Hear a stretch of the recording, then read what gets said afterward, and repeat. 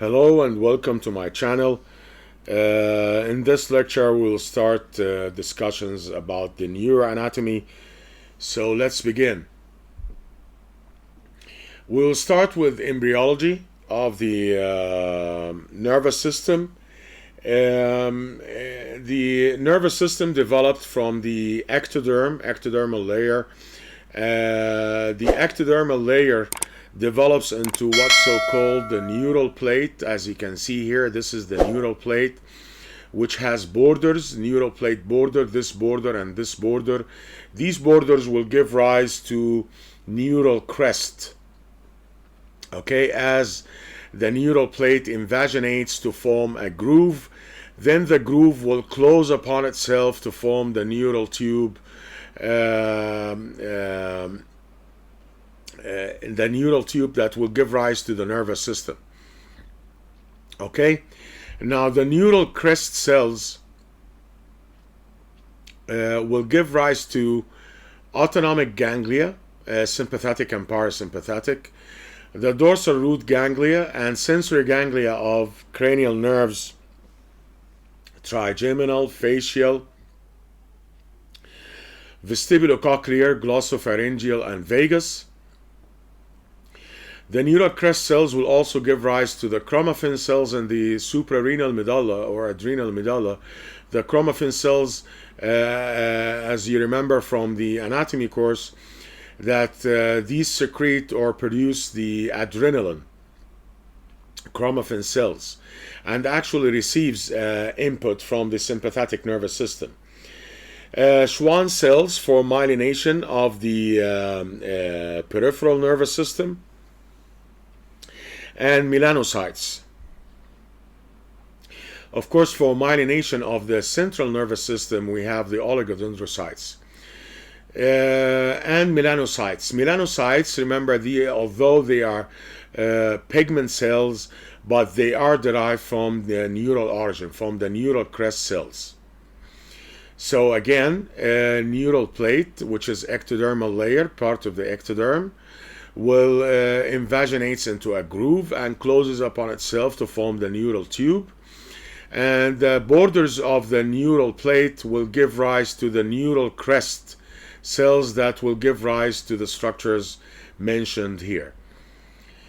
Now, the ventral aspect of the tube differentiates into three main vesicles, and two of these vesicles subdivide into two vesicles, so the sum is 5 vesicles. This is rostral, this is caudal. The rostral end of the tube will give rise to the prosencephalon, which is the forebrain. And then the prosencephalon will subdivide into telencephalon and diencephalon. Telencephalon is the cerebrum or the cerebral hemispheres, and the diencephalon is the thalamus, subthalamus, metathalamus, hypothalamus, epithalamus. As we will study later in neuroanatomy lectures. So remember, the prosencephalon will give the telencephalon and diencephalon.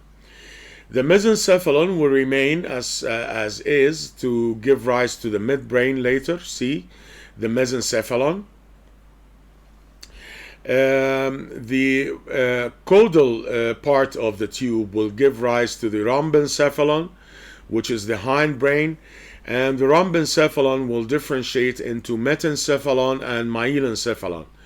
Metencephalon actually will give rise to the pons and cerebellum, and when we study the pons, you will realize that it's part of the cerebellum. It's the bridge between the two cerebellar hemispheres.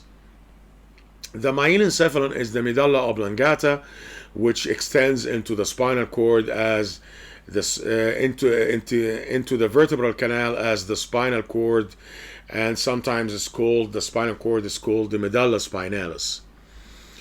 So again, three main vesicles: prosencephalon, mesencephalon, rhombencephalon. The prosencephalon will differentiate into telencephalon and diencephalon. And the rhombencephalon will differentiate into metencephalon and myelencephalon. So the two main vesicles that will subdivide are the pro one and the hind one. Okay, the forebrain and the hindbrain. The midbrain will remain as is.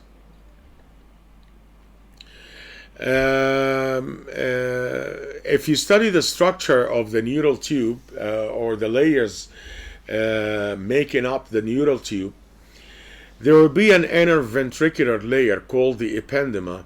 It's formed of ependymal cells that we will discuss in the histology part of the neuroanatomy, and it's in contact with the CSF.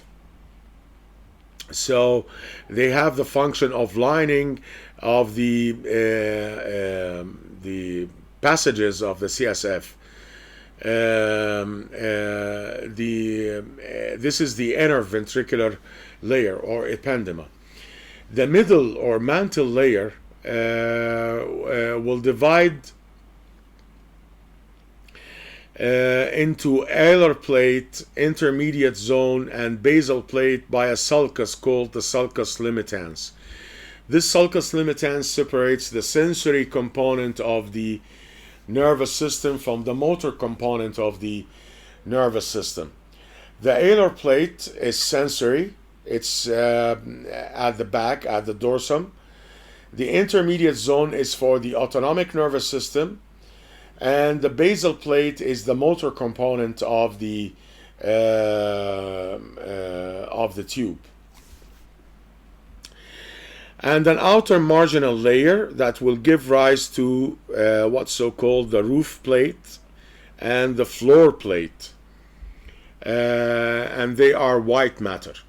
Now, if you take a look at the derivatives of each layer, like the roof plate, for example, in the spinal cord, it will give rise to the posterior median septum region.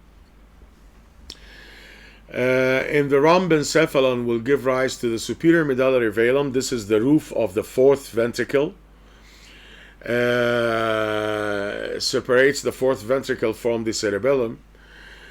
Mesencephalon, the roof plate will give rise to commissures of superior colliculus and inferior colliculus. And in the prosencephalon, the roof plate will give rise to the telechoroidy of the lateral and third ventricles. The alar plate, which is the sensory component, sensory part, in the spinal cord will give rise to the posterior gray column. We'll study later in the spinal cord. In the rhombencephalon, it will give rise to the sensory nuclei of trigeminal, facial, vestibulocochlear, glossopharyngeal, and vagus nerves, and will give rise to the mesencephalic nucleus of the trigeminal nerve. Okay. In the mesencephalon, the alar plate will give rise to the superior colliculus in the visual pathway, inferior colliculus in the auditory pathway, substantia nigra in the midbrain, red nucleus in the midbrain, and main sensory nucleus and reticular formation. The main sensory nucleus belongs to the trigeminal nerve. Actually, it should be included here in the sensory nuclei of the trigeminal. And the alar plate in the prosencephalon will give rise to the diencephalon, which is a relay station actually. The basal plate in the spinal cord will give rise to the anterior or ventral gray column, nuclei of the spinal accessory nerve. In the rhombencephalon, it will give rise to the motor nuclei of trigeminal, abducens, facial, glossopharyngeal, vagus, and hypoglossal nerves, plus reticular formation also. In the mesencephalon, it will give rise to the motor nuclei of the oculomotor and trochlear nerves and reticular formation.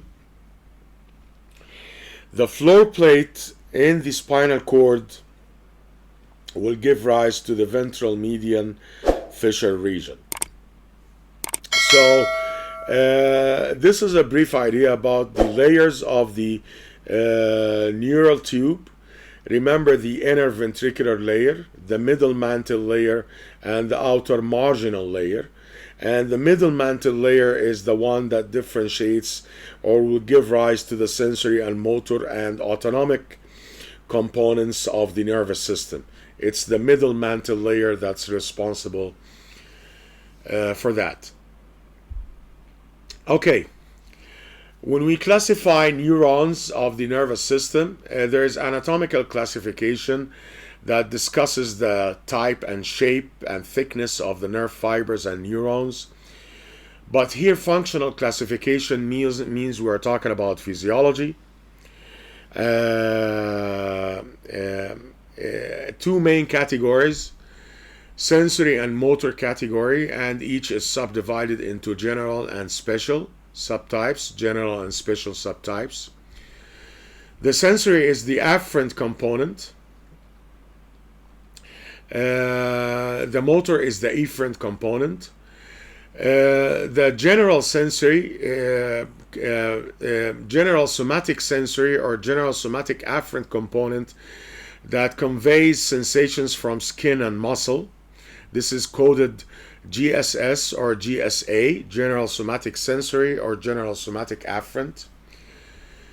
Sensations from the viscera carried out by the general visceral afferent component or the general visceral sensory component. So these types of sensory modalities coming from the viscera is called the GVS or the GVA.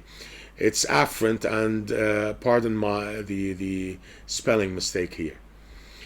The special category, somatic sensory from the eye and ear. This is electromagnetic stimuli, and here we have mechanical stimuli. So they differentiate, they subdivided the category according to the type of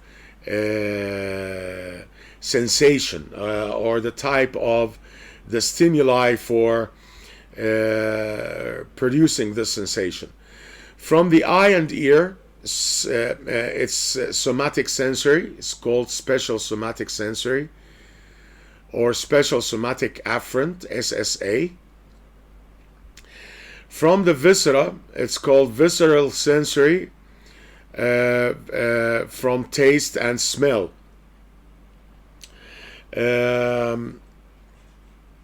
Taste and smell considered viscera because they are chemical receptors, chemical type of sensations. The motor component, we have the general components, the somatic motor, somatic efferent to somites, to muscles I mean, skeletal muscles. This is called general somatic efferent or general somatic motor.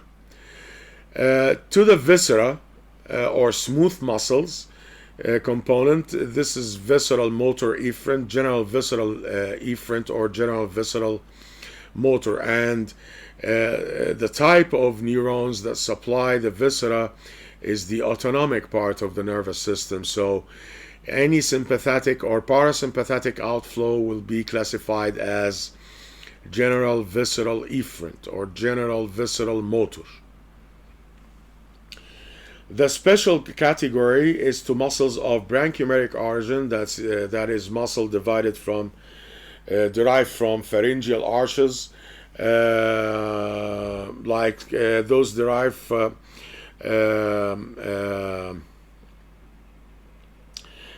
supplied by the trigeminal, facial, glossopharyngeal, and vagus. And this type of motor outflow is classified as special visceral motor or special visceral efferent. There is no special somatic efferent modality. Okay? So remember the functional classification. two main categories, sensory and motor, and each is subdivided into general and special. And you remember the source of stimuli in sensory and the destination of the outflow in the motor. Now, if you're talking about the abnormal development of the nervous system, we have a case called spina bifida, in which the failure of closure of posterior neuropore, the neural tube has pores, anterior pore or rostral, and caudal pore or posterior pore. These should close, these pores should close, or defects will happen. Failure of closure of the posterior neuropore means failure of development of the vertebral canal.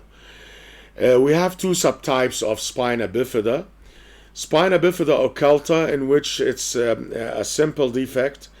The vertebra fail to develop, and no involvement of the spinal cord or meninges. So it's a correctable congenital anomaly, and the skin is closed. It's not what you see here. This is called the aperta. Spina bifida aperta means an open lesion in which either the meninges protrudes or the meninges and spinal cord protrude outside. When the meninges protrude, this is called the meningocele. And if the meninges and spinal cord protrude, so this is called meningomyelocele. The meningomyelocele will have a degree of disability with it because it involves the spinal cord. Arnold-Chiari syndrome. This is a syndrome in which there is faster growth of the vertebral column than this, the inner spinal cord, I mean. This means that cerebellum and parts of the medulla will be pulled through the foramen magnum, and this will affect the circulation of the CSF, leads to its obstruction. This is the Arnold-Chiari syndrome. So it's a kind of hydrocephalus, but due to the faster growth of the vertebral column. Syringomyelia or